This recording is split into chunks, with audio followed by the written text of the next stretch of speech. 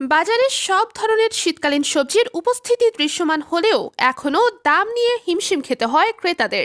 এদিকে সয়াবিন তেল নিয়ে তেলেস্মাতি চলছেই। বাজার থেকে যেন উধাও হয়েছে বোতলজাত সয়াবিন তেল। খোলা তেল পাওয়া গেলেও বিক্রি হচ্ছে চড়া মূল্যে।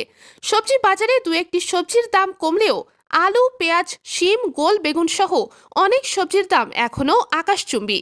সবজি বাজারের পরিস্থিতি জানাতে গাইবান্ধা থেকে যুক্ত আছেন সহকর্মী আনোয়ারুল ইসলাম। গাইবান্ধা জেলার সাদুল্লাপুর উপজেলার সবজি বাজারে শীতকালীন সবজি বাজারে শতভাগ দৃশ্যমান হলেও এখন পর্যন্ত বাজারে সবজির দাম কমানোর কোনো পরিকল্পনা নেই। বিভিন্ন দোকানঘাটে দেখা গেছে সবজির এখনো বাজার ঊর্ধ্বমুখী। আমরা সবজি বিক্রেতার কাছে নিজ মুখে শুনবো আসলে বাজারে কি অবস্থা। জি, আজকে সবজি বাজারে কোন সবজির কি অবস্থা? সবজির বাজার একদম কম, যেমন মূল্য বিক্রি হচ্ছে আপনার 15 টাকা কেজি, বেগুন 15 টাকা, ফুলকপি 40 টাকা, সিম 40 টাকা, বাঁধাকপি 25 টাকা, তারপরে আপনার হলো আলু 75 টাকা। শুধু আলুর বাজারটা ওই অবস্থায় আছে। পেঁয়াজ কত? পেঁয়াজ হলো 110 টাকা, এটা হলো বেশি 90 টাকা। পাশাপাশি রসুন বেশি 240 টাকা কেজি।